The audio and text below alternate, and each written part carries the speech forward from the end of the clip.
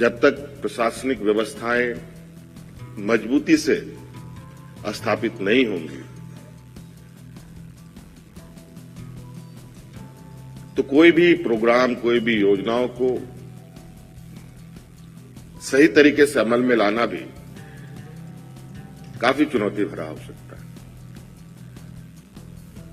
मैं इस विषय पर हमेशा प्रयासरत रहता हूं कि हमारी प्रशासनिक व्यवस्था काफी मजबूती के साथ खड़े हो,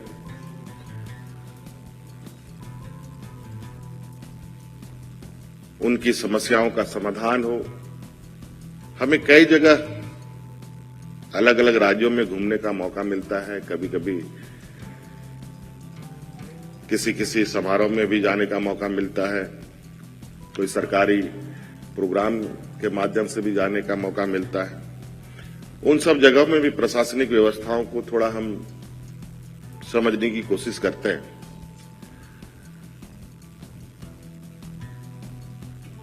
और ये मुझे लगता है कि ये बात बिल्कुल स्पष्ट है, प्रशासनिक व्यवस्था मजबूत नहीं है तो राज्य को आगे बढ़ाना बड़ा मुश्किल है। आज यहां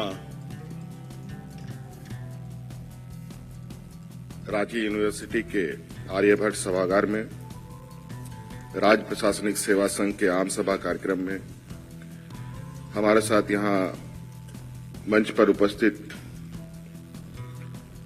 झारखंड प्रशासनिक सेवा संघ के अध्यक्ष राम कुमार सिन्हा जी, उपस्थित यहां सभी गण्यमान्य अतिथिगण और यहां उपस्थित हमारे प्रिंट इलेक्ट्रॉनिक्स मीडिया के सदस्यगण, आप सभी को आज के इस आम सभा में एकत्रित होने के लिए बहुत बहुत आपका आभार प्रकट करते हुए अपनी ओर से मैं आप सबको जोहार करता हूं।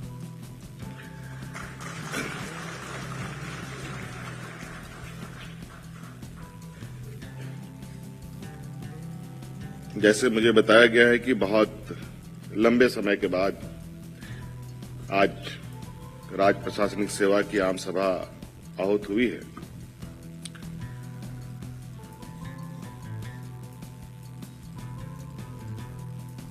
जब से हमने ये राज्य का कार्यभार संभाला है, उस समय से आज तक का यात्रा आप लोगों के सामने है।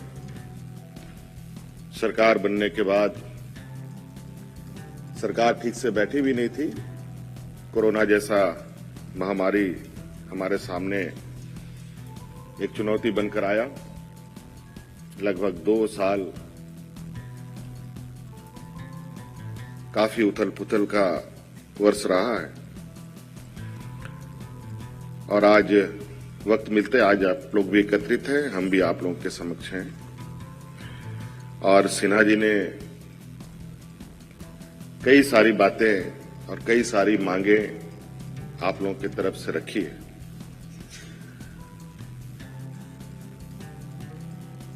मेरा ये मानना है,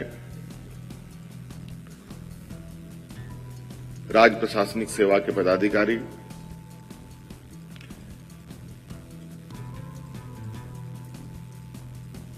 किसी भी राज्य को दिशा दिखाने में एक अहम भूमिका निभाती है।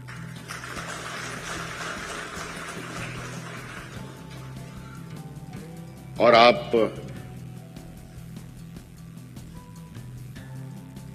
जिस स्तर पे काम करते हैं,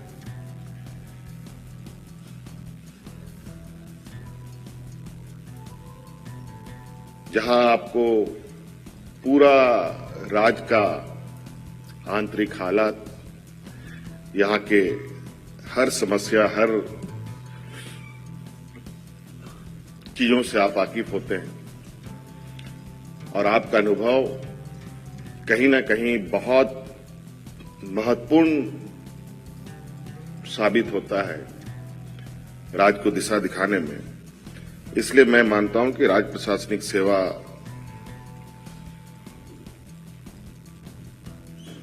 के लोग जितने भी पदाधिकारी राज्य में हैं, उनका सही मार्ग, उनका सही कार्यशैली से राज्य को एक मजबूत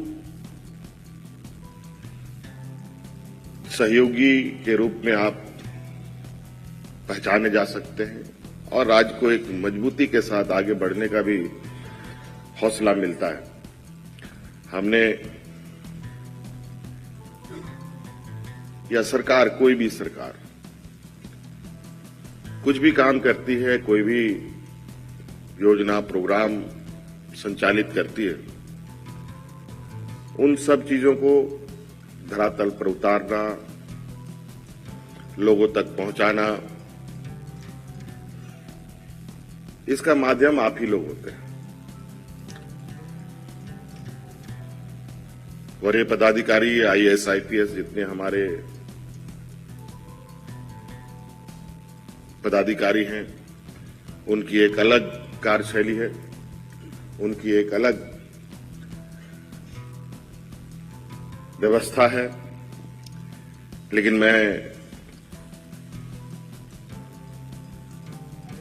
इस बात को बिल्कुल मानता हूं, जब तक आप लोग हमारे उन वरीय पदाधिकारियों के सहयोगी के रूप में ना खड़े हों, तो वो भी एक कदम ना चल सके।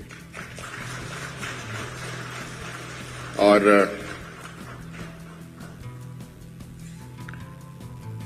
इस संदर्भ में आपको स्मरण होगा कि सरकार बनने के बाद हमने एक प्रशासनिक सुधार के लिए एक आयोग का भी गठन किया था और उस आयोग की जिसमें हम लोगों ने देवाशीष मुखर्जी, क्या नाम था, देवाशीष गुप्ता जी को बनाया था। उनका रिपोर्ट भी सबमिट हो चुका है। कई बार जब याद आया तो इस बात को हमने सामने रखा, अपने पदाधिकारियों के सामने रखा, लेकिन संयोग बन नहीं पाया कि उस पर हम लोग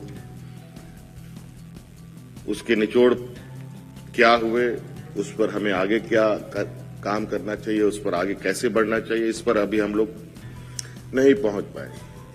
हालांकि इस विषय पर हमने कहा भी है कि उस रिपोर्ट की एक अध्ययन आवश्यक है ताकि प्रशासनिक व्यवस्था में क्या मूलभूत सुधार करने की आवश्यकता है, उस सुधार की दिशा में आगे बढ़ा जाए। जब तक प्रशासनिक व्यवस्थाएं मजबूती से स्थापित नहीं होंगी, तो कोई भी प्रोग्राम, कोई भी योजनाओं को सही तरीके से अमल में लाना भी काफी चुनौती भरा हो सकता है। मैं इस विषय पर हमेशा प्रयासरत रहता हूं कि हमारी प्रशासनिक व्यवस्था काफी मजबूती के साथ खड़े हो,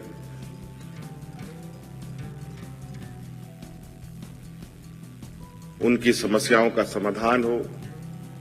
हमें कई जगह अलग अलग राज्यों में घूमने का मौका मिलता है, कभी कभी किसी समारोह में भी जाने का मौका मिलता है, कोई सरकारी प्रोग्राम के माध्यम से भी जाने का मौका मिलता है। उन सब जगहों में भी प्रशासनिक व्यवस्थाओं को थोड़ा हम समझने की कोशिश करते हैं।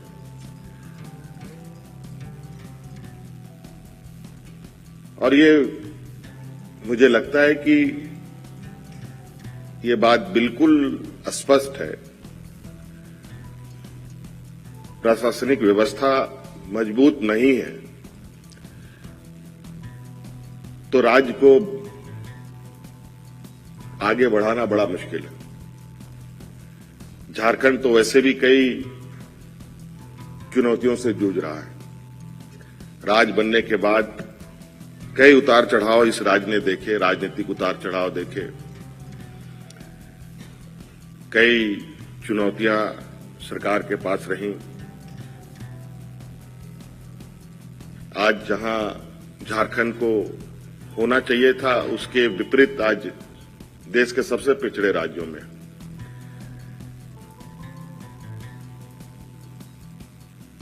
और ये शब्द मुझे बहुत कचोटता है